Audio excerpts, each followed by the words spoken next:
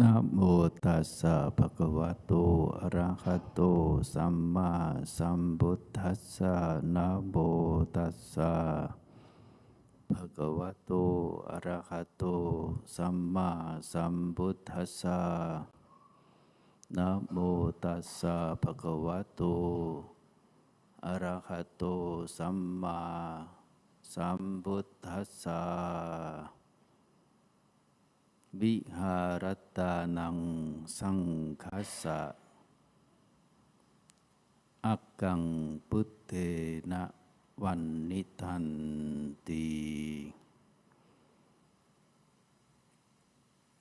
Mempersembahkan wihara kepada sangha adalah persembahan yang terluhur, dipuji, disanjung oleh Guru Agung Buddha. Ibu, Bapak, saudara-saudari, para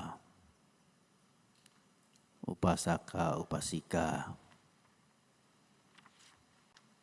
hadirin budiman budiwati yang berbahagia.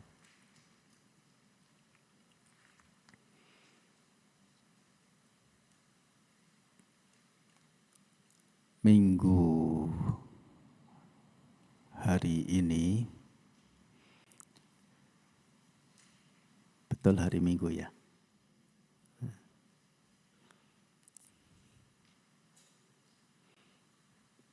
Puja bakti yang memang biasa diselenggarakan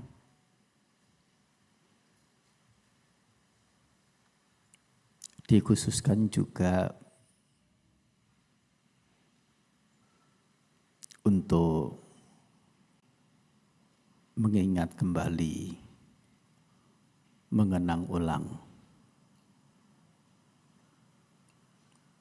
berdirinya, termasuk juga berlangsungnya Wihara Dharmaratna Jurumudi Kota Tangerang.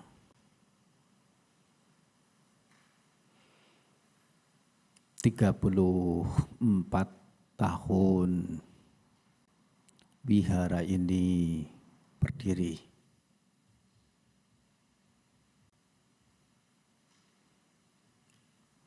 Yang mana ini semua berangkat dari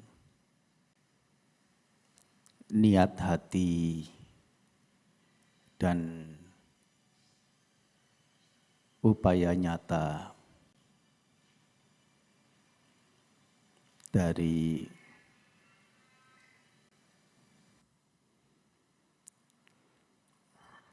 upaya yang nyata dari para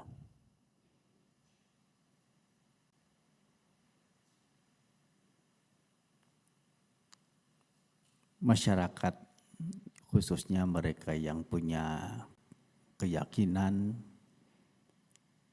punya kesalutan kepada Guru Agung Buddha, kepada ajaran beliau, termasuk tentu kepada para bhikkhu yang menjalankan dhamma atau yang berupaya menjalankan dhamma sebagaimana yang Guru Agung Buddha ajarkan.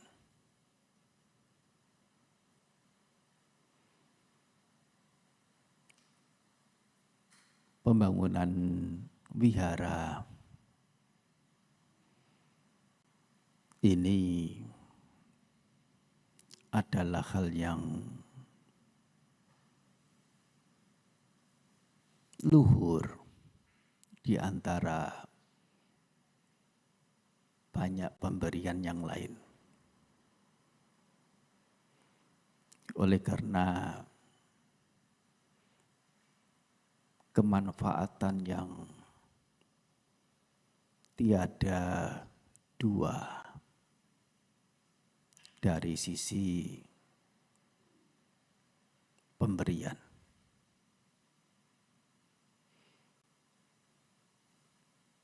Pertama kali adalah ini sebagai salah satu pengumpulan kebaikan,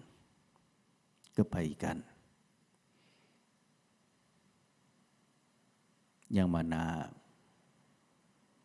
tiap orang merasa perlu untuk membangun kebajikan, mengumpulkan kebajikan, yang tentu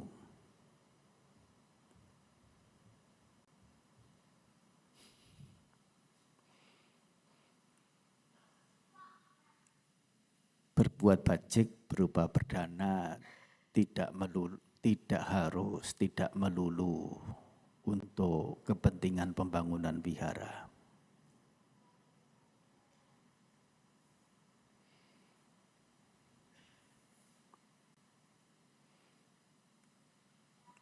Banyak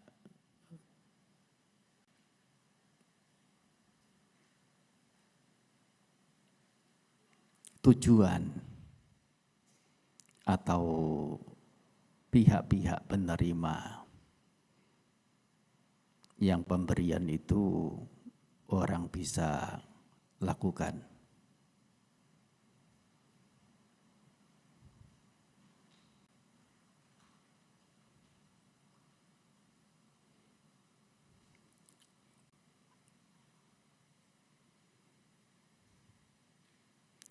Hanya saja berdana untuk kepentingan membangun wihara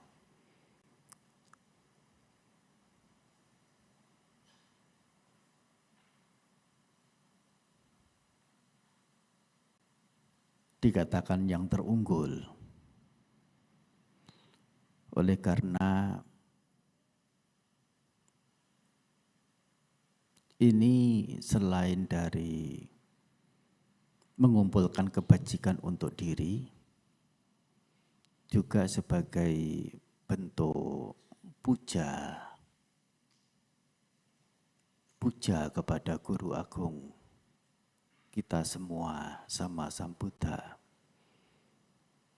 sebagai bentuk pemuliaan atau pengagungan beliau kepada beliau. Juga sebagai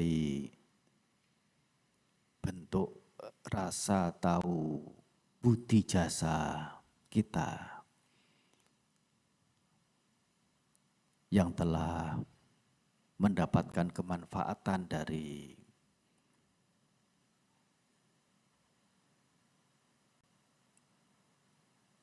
kiprah beliau dengan penuh kewelas asihan, berbagi dharma ajaran yang mengarah ke kemanfaatan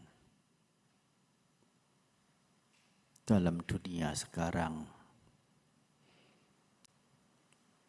kemanfaatan pada dunia lain, termasuk kemanfaatan yang tertinggi berupa kepadaman penderitaan secara benar.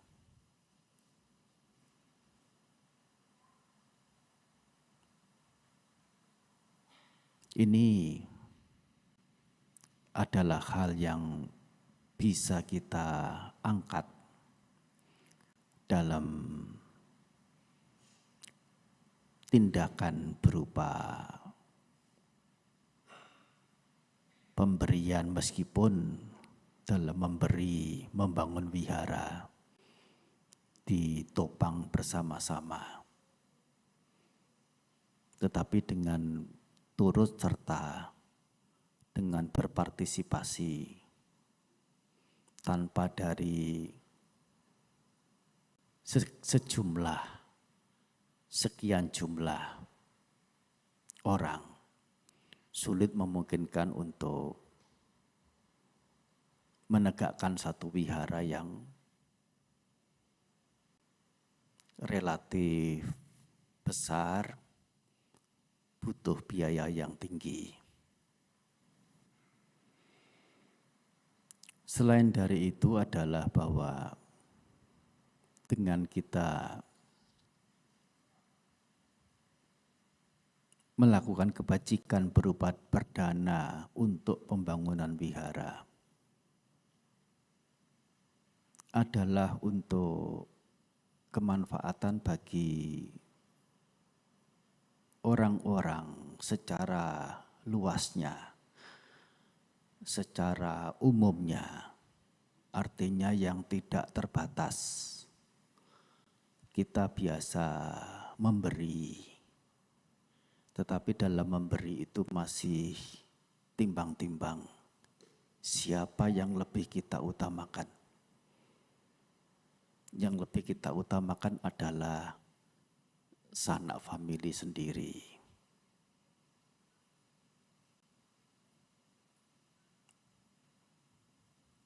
Atau teman-teman, itu pun teman-teman yang terpilih. Atau setidaknya teman. Kalau tidak begitu ya orang-orang yang dalam kaitan dengan pekerjaan kita, entah itu atasan, bawahan, atau rekan kerja, kepada tetangga sekitar. Jadi masih ada jenjangnya, ada prioritasnya. Tetapi dana yang kita berikan untuk pembangunan wihara, wihara ini memberikan kemanfaatan kepada siapa saja, baik yang kita kenal maupun yang tidak kita kenal, baik yang memusuhi kita maupun orang-orang yang kita tidak sukai. Semuanya punya kesempatan yang sama dalam menggunakan wihara sebagai pusat untuk mentransformasi diri menuju ke sosok yang baik, yang bijaksana, yang mampu mendatangkan manfaat lebih tinggi bagi diri. Lebih dari itu juga bahwa pemberian berupa pembangunan wihara, membangun wihara, itu juga sebagai tempat tinggal bagi para bhikkhu dalam rangka belajar dan berpraktik, berupaya mencapai keberadaan spiritual atau boleh dikatakan kehidupan luhur sesuai dengan yang Guru Agung Buddha ajarkan. Pada awal-awal agama Buddha muncul, Sang Buddha mengajar Dharma dan telah ada siswa, sejumlah siswa. Baik Sang Buddha sebagai petapa, termasuk siswa-siswa beliau.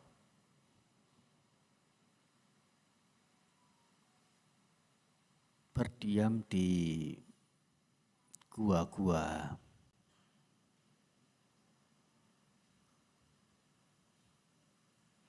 berdiam di ceruk pohon, di bawah pohon, atau di tempat-tempat yang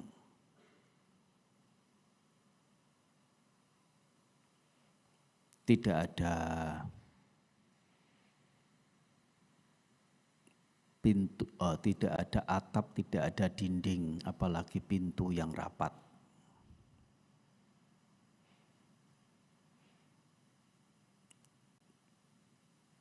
Sehingga pada suatu waktu Raja Bimbisara memohon perizinan kepada Sang Buddha untuk membangun wihara sebagai tempat berdiam Sang Buddha dan para siswa. Dalam hal ini, Sang Buddha memberi izin Raja Bimbisara untuk membangun wihara yang disebut dengan wihara Weluwana, wihara pertama dalam ajaran Sang Buddha. Sang Buddha juga mengizinkan para bhikkhu untuk tinggal di yang namanya wihara ini.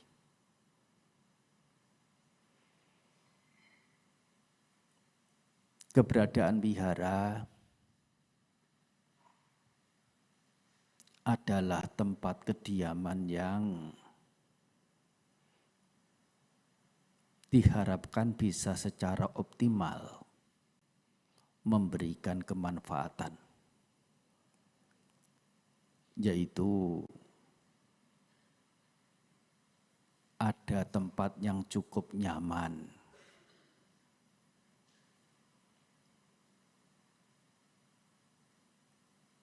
untuk bertempat tinggal. Tempat yang cukup nyaman ini bukan semata-mata ditujukan untuk melampiaskan kesenangan-kesenangan indriawi, untuk kesenangan-kesenangan nafsu belaka, melainkan sebagai pendukung untuk pelatihan. Di sisi yang lain,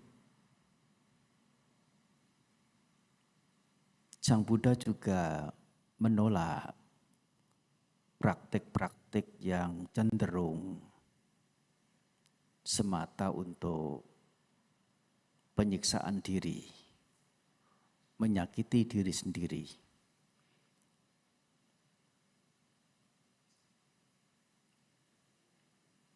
Diharapkan bahwa dengan keberadaan wihara, para bhikkhu yang tinggal bisa menjalankan kehidupan luhur secara nyaman, yaitu terbebas dari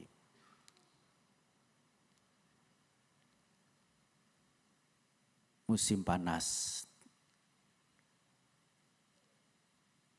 cuaca panas, yang panas sekali, termasuk cuaca dingin yang dingin sekali, untuk menghindarkan diri dari serangga, berbagai macam serangga yang mengganggu, atau binatang melata, untuk menghindari angin, menghindari terik, sebatas sebagai tempat untuk penyepian yang nyaman. Kalau dalam bahasa Palinya yang juga ada di buku Parita Suci Biru, Patisalanara matang. Nah, itu kalau dipilah ada dua kata utama, yaitu kata patisalana, demi penyepian, dan arama, yang menyenangkan, yang mendatangkan kenyamanan.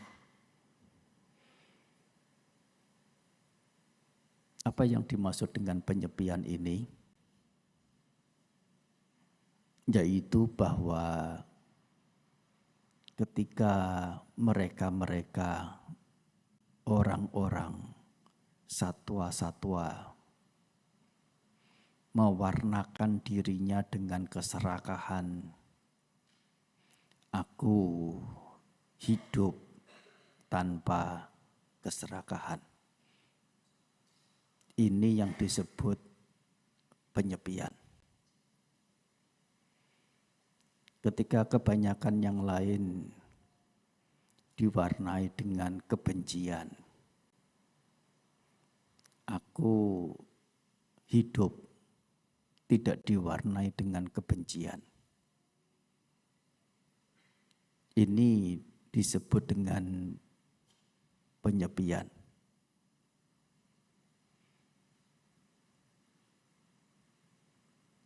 Ketika mereka, para satwa, menyertakan batinnya dengan amarah, dengan dendam, dengan pelecehan terhadap orang lain, dengan kekikiran, dengan keiri hatian, dengan kepalsuan, dengan keculasan, dengan kebandelan, dengan saling bertikai, dengan ketinggi-hatian, dan lain-lain. Aku hidup tanpa disertai oleh hal-hal tersebut. Ini disebut hidup dengan penyepian. Ketika mereka kebanyakan senang dengan pembunuhan, senang dengan membunuh, aku hidup senang dengan tidak membunuh. Ini adalah penyepian. Ketika mereka kebanyakan senang dengan merampas barang yang tidak diberikan, dengan tidak berpuas pada pasangan sendiri, dengan berucap bohong, atau dengan keburukan-keburukan yang lainnya. Aku hidup terbebas dari perampasan barang yang tidak diberikan, terbebas dari tindakan-tindakan yang menyalahi tata susila, terbebas dari kebohongan dan hal-hal buruk lainnya. Ini adalah penyepian. Jadi kata penyepian dalam ajaran Sang Buddha bukan semata-mata secara fisik, itu jauh dari keramaian, kegaduhan, melainkan batin yang sepi, yang sunyi dari hal yang buruk. Setidaknya keburukan yang mungkin akan muncul lewat tindakan atau tutur kata. Ini adalah kemanfaatan tempat tinggal para biku yang disebut dengan wihara.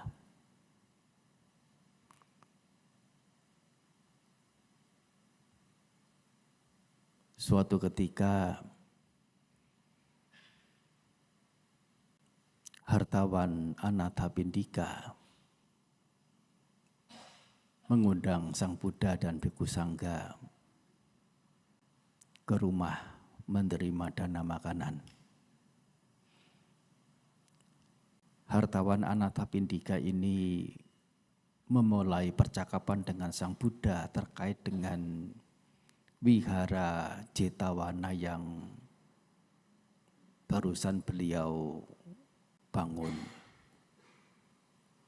Pertanyaannya kira-kira secara maknanya, Bante, bagaimana saya memperlakukan Jetawana Arama ini? Sang Buddha menjawab bahwa Jetawana Wihara ini, Jetawana Arama ini patut Anda perlakukan dalam rangka sebagai tempat untuk berdiam para biku yang datang dari keempat penjuru. Artinya tidak eksklusif, tidak terbatas pada golongan tertentu, pada kelompok tertentu, atau bahkan pada perorangan tertentu. Yang untuk lebih lanjutnya kemudian Sang Buddha memberikan apresiasi melalui kata-kata kepada hartawan Anathapindika yang salah satu kalimatnya sebagaimana disebutkan di awal, Wiharadanang Sanghasa Agang Buddhe Nawanitang. Artinya persembahan wihara kepada Sangha adalah hal yang terluhur dari sisi pemberian dan disanjung oleh Guru Agung Buddha. Dikatakan bahwa pembangunan wihara, ia yang membangun wihara termasuk yang berpartisipasi dalam membangun wihara, memungkinkan untuk hidup bahagia di kehidupan mendatang, mulai dari 10 kehidupan mendatang sampai ke 10.000 kehidupan mendatang, berada di alam surga. Dan punya potensi untuk mengerti dharma hingga merealisasi nibbana. Ini adalah kemanfaatan. Sehingga dikatakan agang yang terunggul di antara pemberian yang lain. Selain dari manfaat-manfaat sebagaimana disebutkan, dijabarkan di awal. Pembangunan wihara, setelah wihara itu ada, tentu tidak selesai sampai di situ. Melainkan wihara perlu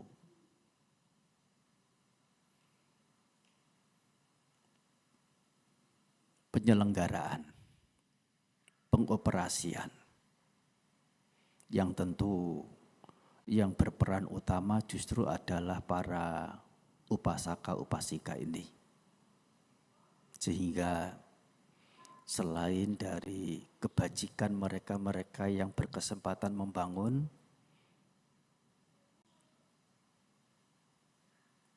apresiasi juga diberikan kepada mereka yang telah dengan hati yang baik, penuh keyakinan, penuh pengertian,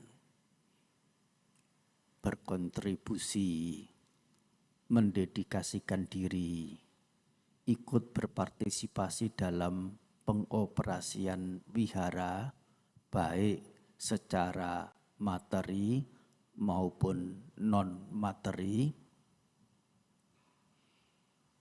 termasuk yang volunteer, yang menjadi panitia, atau yang menjadi pengurus wihara, atau siapapun yang terkait dengan pengoperasian wihara, itu juga tidak kalah pentingnya dan patut untuk diapresiasi.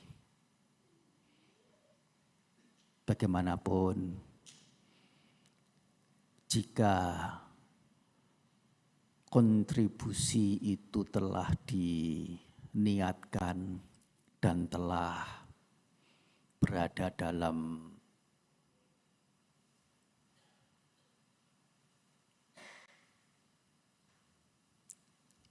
organ kepanitiaan atau kepengurusan, saya sedikit untuk memberikan sebuah gentle reminding, pengingatan yang lembut, yaitu tetaplah seperti semula. Artinya, yang semula itu kita datang ke wihara, begitu datang ke wihara, hatinya sejuk, hatinya damai, tenang, berbahagia, berbunga-bunga.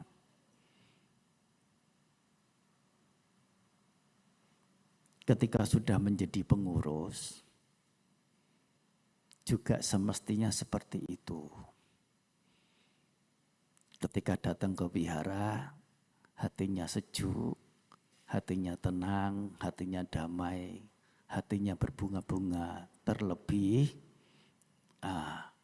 aku punya kesempatan melakukan kebajikan sebagai pengurus ini, sebagai pengurus itu, seperti di bagian-bagian dalam kepengurusan wihara.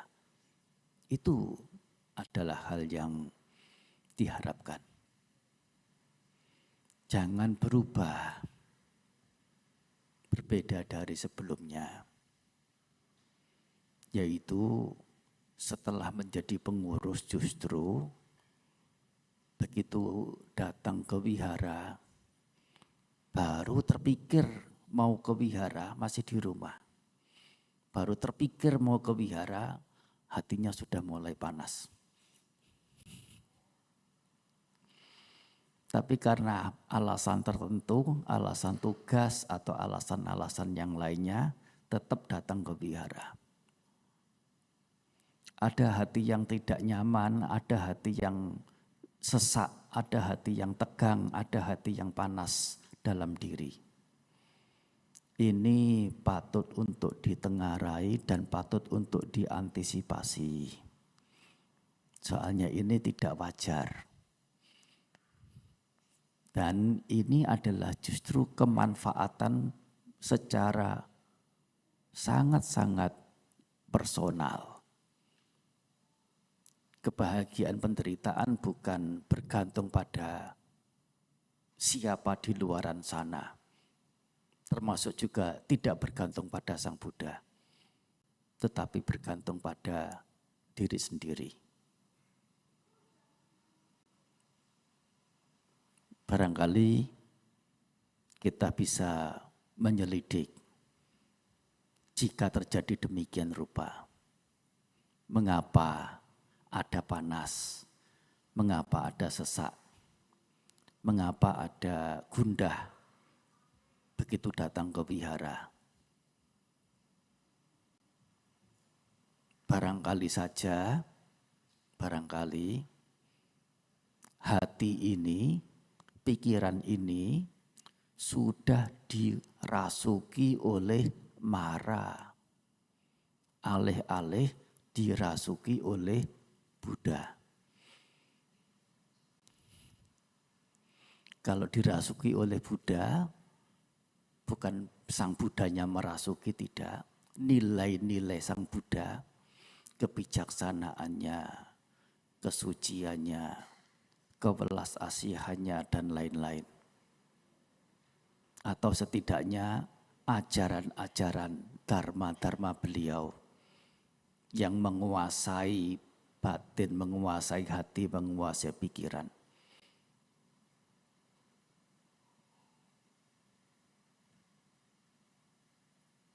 Yang tentu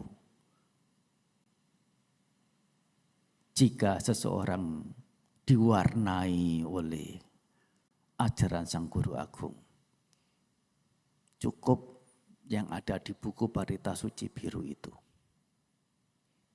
Dan cukup 2 sutta, Manggala Sutta, Karaniyametta Sutta, lebih dari cukup untuk membantu mengingatkan diri.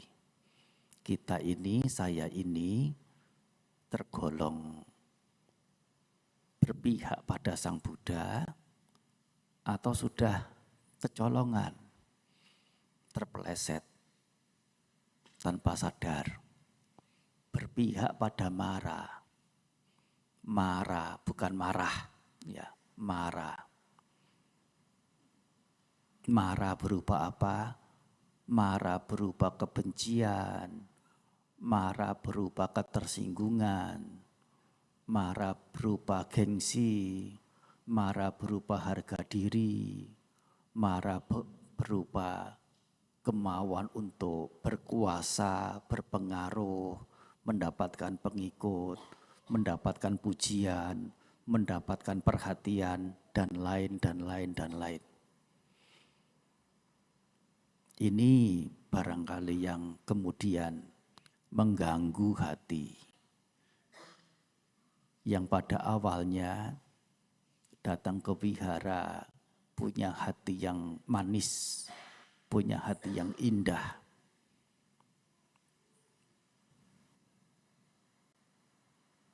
Setelah hati ini membelot, ikut kuasa mara yang diarah bukan alur yang Sang Buddha ajarkan, yang semestinya kita dari awal itu telah sepakati diri untuk mengarah pada ajaran Guru Agung Buddha.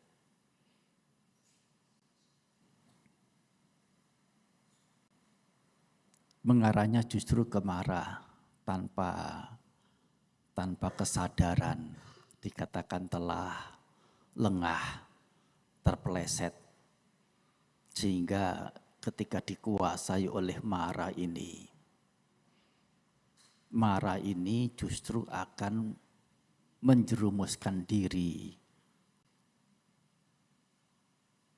dengan mendapati hal-hal yang mendatangkan iritasi, rasa tidak nyaman, rasa panas, dan lain itu sebagainya.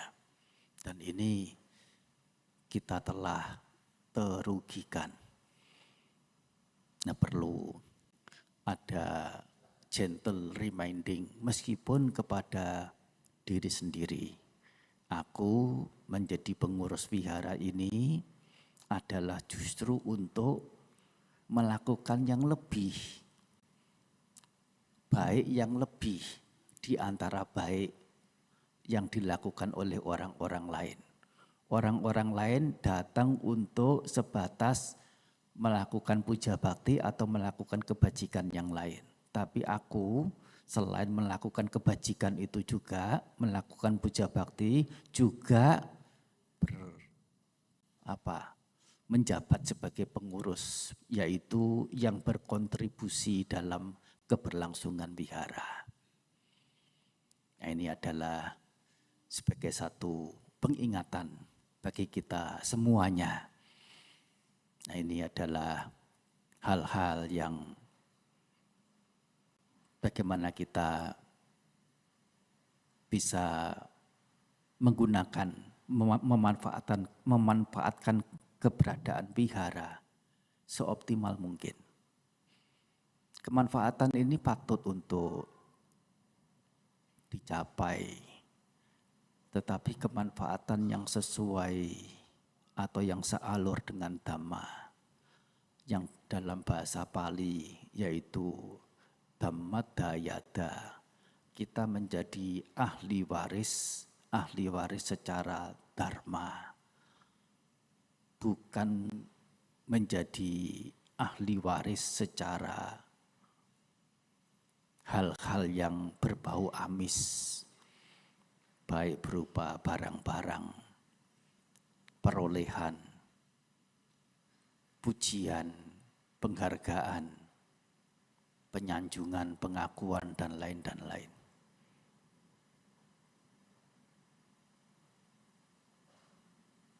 Apalagi kalau kita selalu menyertakan diri terlalu banyak ajaran Sang Buddha untuk membuat kita bisa membenahi diri. Ambil saja 2 atau 3, punya ketahanan, yaitu bisa tahan untuk tidak memunculkan gejolak, tidak memunculkan gelombang, tidak memunculkan riak ketika mendapati sesuatu yang memicu munculnya gelombang, munculnya riak, baik berupa hal-hal yang tidak menyenangkan, termasuk juga terhadap hal-hal yang menyenangkan. Yang kalau dalam bahasa Pali kita sering menggunakan istilah khanti, atau secara umum kita menggunakan terjemahan sabar. Di sini khanti artinya adalah ketahanan ini, tahan untuk tidak memunculkan gejolak. Dan khanti ini Sang Buddha ajarkan mulai dari yang paling mendasar sampai paling tinggi, dengan menyetarakan khanti, ketahanan ini sama dengan pencapaian nibbana, setara dengan nibbana. Melalui khanti, ketahanan ini juga kita ini, yaitu orang-orang yang berlatih dalam khanti, akan menjadikan diri ini rupawan, menjadi orang yang menawan, menjadi tampan dan cantik. Kalau orang tidak terlalu responsif, hal yang menyenangkan terus tanpa kendali, meluapkan rasa senangnya, termasuk ketika mendapati hal yang tidak menyenangkan, meskipun hanya kecil, hanya sedikit, sudah menunjukkan tindakan yang sangat reaktif. Mungkin dengan panas sedikit,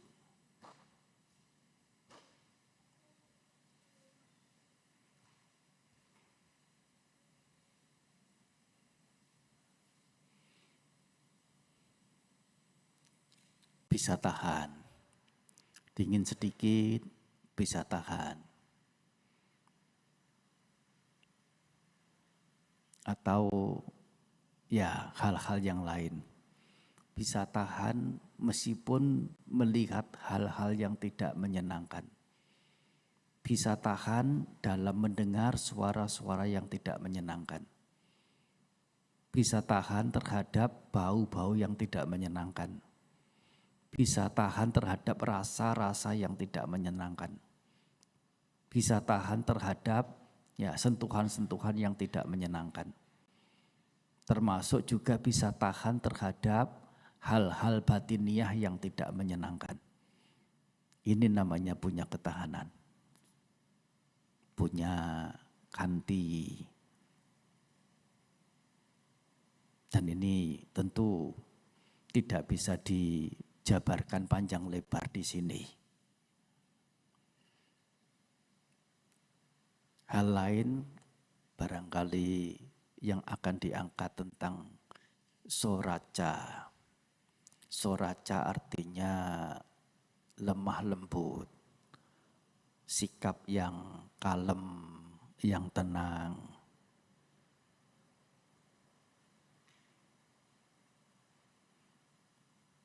Ini juga menjadi salah satu hal yang wihara ini menjadi tempat atau menjadi pusat dalam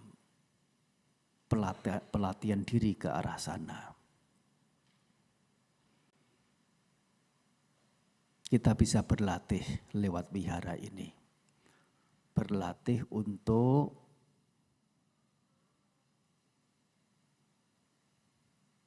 berbuat, berlatih untuk berbicara, dan berlatih untuk berpikir. Ini wihara. Dan jangan merasa bahwa saya sudah lama belajar dari mulai usia 1 tahun, 2 tahun sudah belajar berbicara.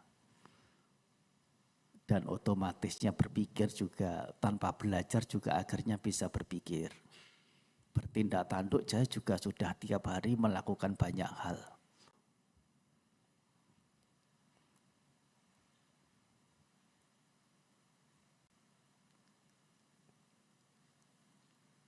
Yang dimaksud belajar di sini adalah bagaimana berpikir, bertutur kata, bertindak tanduk yang tidak mendatangkan kerugian bagi diri sebagai dampaknya. Yang tidak memberikan penderitaan bagi orang lain sebagai dampaknya. Pemikiran, tutur kata, tindak tanduk yang tidak memberi dampak penderitaan baik bagi diri sendiri maupun bagi orang lain. Contoh saja melalui tutur kata. Bagaimana kita berlatih bertutur kata. Dalam agama Buddha, pelatihan bertutur kata itu ada 4. Yaitu apa? Tidak berbohong, mencegah berbohong, mencegah menghasut. Tahu menghasut itu apa? Menghasut itu mendengar dari seseorang, entah katanya apa, memberitahu kepada orang lain yang terkait dengan tujuan agar setelah pihak yang kita beritahu itu menjadi marah, menjadi jengkel, menjadi kesel, dan kemudian mereka cekcok. Ini namanya menghasut. Mencegah dari tutur kata yang kasar. Yang ketiga. Dan yang keempat adalah mencegah diri dari tutur kata yang berupa bualan. Yang dimaksud dengan mencegah diri dari tutur kata yang kasar itu bagaimana? yaitu tutur kata yang tidak melukai, yang disebut dengan istilah nela dalam bahasa Pali.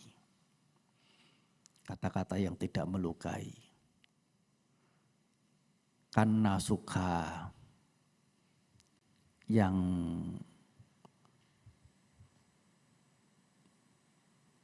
mengenakkan telinga.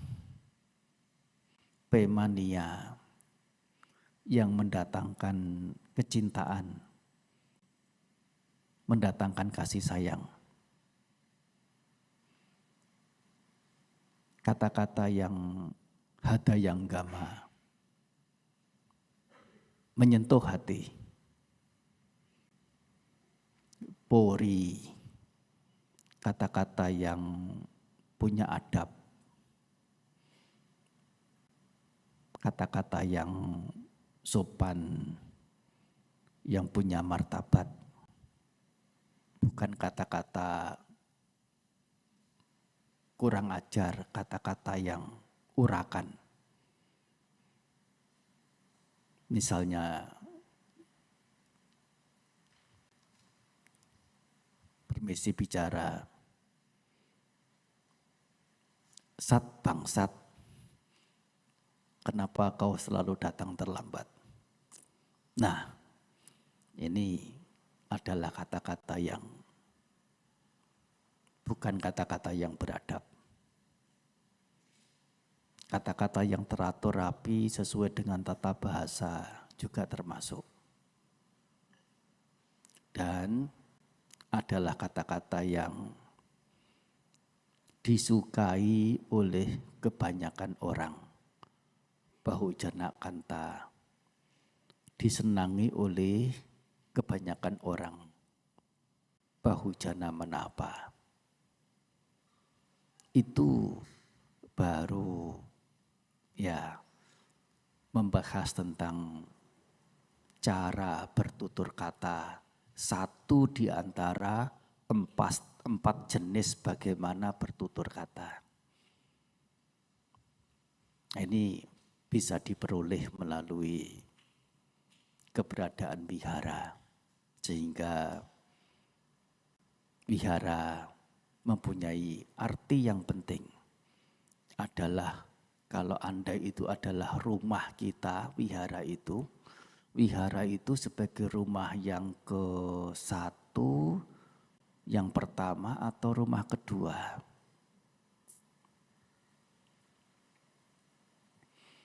Bagaimana kita menjawab? Wihara ini adalah rumah ke-1. Rumah tempat tinggal kita hari-hari itu rumah kedua. Meskipun bukan berarti rumah nomor 1 itu aku harus tinggal di wihara lebih banyak tiap harinya. Tidak. Tetapi sisi kegunaannya, sisi kemanfaatannya. Rumah tempat tinggal kita yang biasa itu hanya untuk kepentingan menghindari panas, dingin, dan lain-lain. Untuk kenyamanan secara fisik di kehidupan ini saja. Tetapi wihara adalah untuk kemanfaatan selain kehidupan ini, kehidupan mendatang, dan juga kemanfaatan demi kepadaman penderitaan secara benarnya. Kira-kira mana di antara keduanya itu yang lebih utama?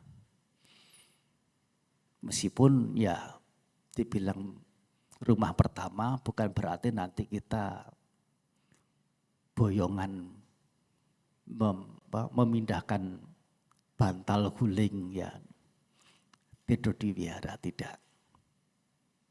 Tetapi arti penting wihara itu jauh melampaui dibandingkan rumah tinggal yang biasa kita tempati.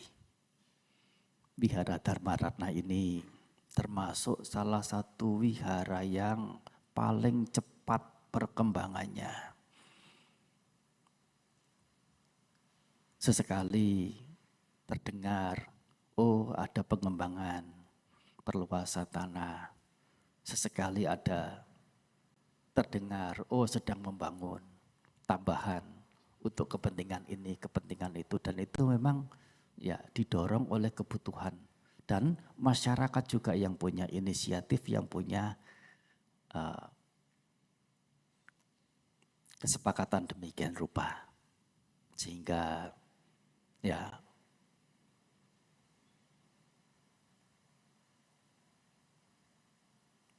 peringatan yang ke-34 Wihara Dharmaratna ini adalah sebagai satu